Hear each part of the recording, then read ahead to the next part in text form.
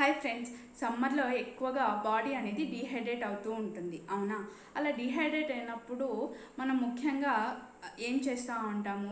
బయట దొరికే fruit juices కానీ, లేదు అని అంటే కొన్ని రకాల డ్రింక్స్, లేదంటే ఫ్రెష్ జ్యూసెస్, లేదంటే మజ్జిగ, ఇవన్నీ తింటూ ఉంటాం.